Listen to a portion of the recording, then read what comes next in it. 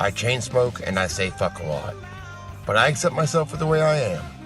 I accept you too. Viewer discretion advised.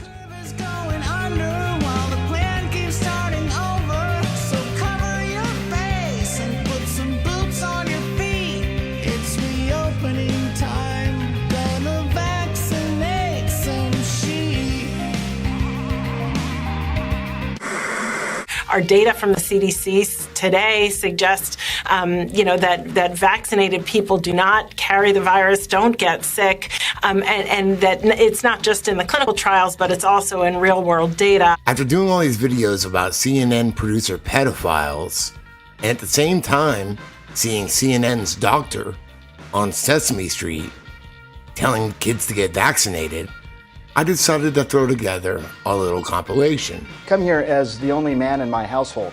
I have 3 daughters and my wife, so I'll be doing a lot of listening here today as I do at home. We have a situation where we have people in positions of authority. The person you had on here in a position of authority was Sanjay Gupta. And I'm going to pick on him a little bit because Sanjay Gupta came on Sesame Street, and I want to show the graphic if I don't have it. He came on Sesame Street, and what he did is with another CNN correspondent, he was actually seducing children into taking the vaccine.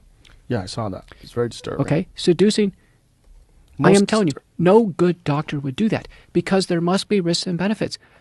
Did he tell the kids and the parents there's FDA warnings that this can cause heart inflammation? Did the other CNN correspondent, who's a mother, did she even show an ounce of concern? What Scott Atlas uses in his book, Joe's, the term he uses is off the rails. We're off the rails. People in positions of authority are doing bad things, trying to seduce children into taking a vaccine that has official FDA warnings on it without giving fair balance. That's malfeasance. That's wrongdoing by people in position of authority. It also sounds and looks like you and your families have been staying healthy.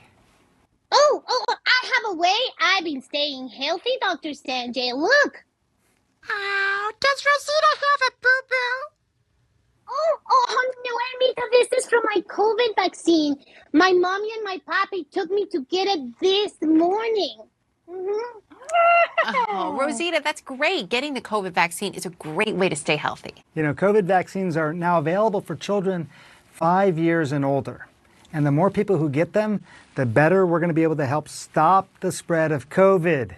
I've known Ted Turner for nearly 20 years now. He's been my boss, a counselor, a friend. I remember talking to you in your office just about the mission of CNN. And I remember, because I wrote this down, to act upon one's convictions while others wait, to create a positive force in the world, to provide information to people when it wasn't available before. I got it. What about with climate? What is the clear message? We've got to stabilize the population. When I was born, there were what's wrong with the population? I mean, with too many people. That's why we have global warming.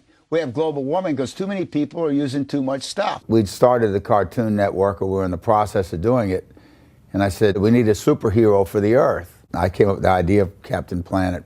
Did you know the population of the world is now more than 5 billion? Wow, that is a lot of people. And it's increasing by 90 million people each year. But the Earth is not getting any bigger. So when it is your turn to have a family, keep it small. I've got 5 children and 14 grandchildren. You said you want a one-child policy, but you have 5 kids. Doesn't make any sense. The youngest one is 40 years old. All right, but understand. The world population then was 3 million. But that's what the Nazis did with eugenics, sir. They wanted to destroy humanity. Heavy donators to population reduction organizations include Ted Turner, who gave $1 billion to the UN for its policies in Africa.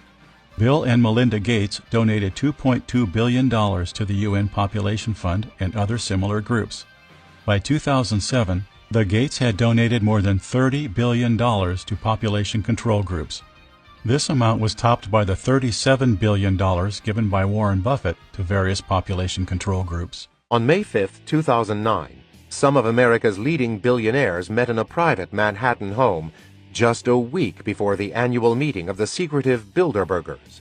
Calling themselves the Good Club, attendees reportedly included Bill Gates, David Rockefeller Jr., Warren Buffett, George Soros, New York Mayor Michael Bloomberg, Ted Turner, and Oprah Winfrey. According to John Harlow of the Sunday Times, the group, while not going so far as to advocate active depopulation strategies, agreed with Gates that human overpopulation was a priority concern. Harlow said there was nothing as crude as a vote, but a consensus was reached that they would back a strategy in which population growth would be tackled as a potentially disastrous environmental, social, and industrial threat. Apparently, those with great wealth and power have decided to take overpopulation into their own hands. There's still anti-vaccine sentiment out there as well, which is hard to believe considering what we're going through. If we had shut down just 2 weeks earlier, it would have prevented more than 80% of infection. You could get the virus, and you could get sick, or maybe you don't get sick and you give it to somebody else, and wouldn't you feel awful? And we've been saying this for 4 months. We're all in this together. We really are. Never before have we been so dependent on each other. So if you say, hey, you know what, I'm willing to take the risk, well, know that you're taking the risk on my behalf as well, and I don't like that. Our vaccines are working exceptionally well. They continue to work well for Delta with regard to severe illness and death. They prevent it. But what they can't do anymore is prevent transmission.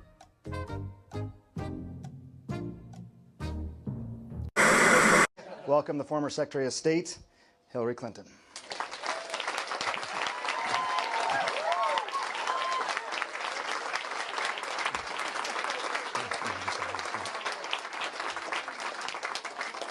And our next panelist is co-chair and trustee of the Bill and Melinda Gates Foundation. It's a $38 billion foundation that has saved countless lives globally.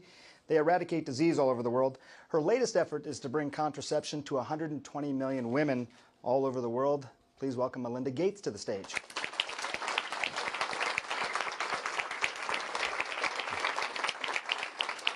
COVID vaccines are now available for children 5 years and older.